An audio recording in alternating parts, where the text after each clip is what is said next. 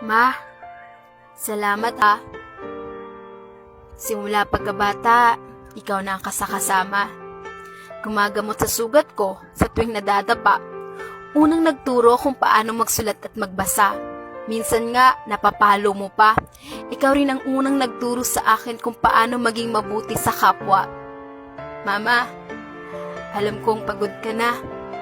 Alam ko rin na minsan umiiyak ka dahil sa problema. Pero di mo lang ipinapakita. Alam ko rin na may nararamdaman ka na dahil sa maghapong paggawa at walang pahinga. Ingatan mo naman sarili mo, Mama.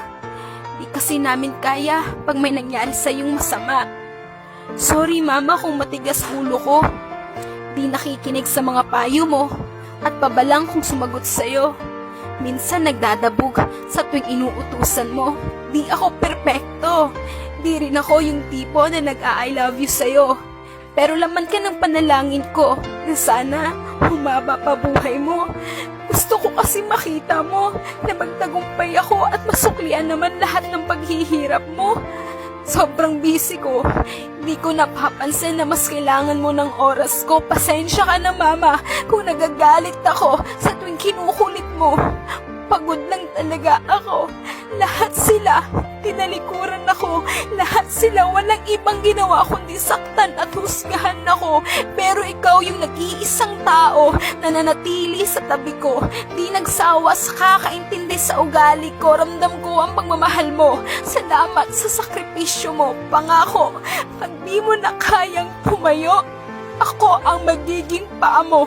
Kung mahina na ang pandinig mo, ayos lang, di ako mapapagod sa'yo. At kung dumating man na makalimutan mo ko, ipapaalala ko lahat sa'yo. Patanda ka na.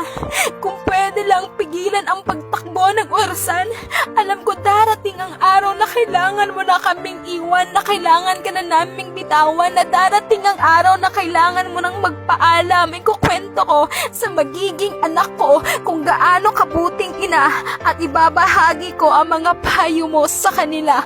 Mama, mahal na mahal kita.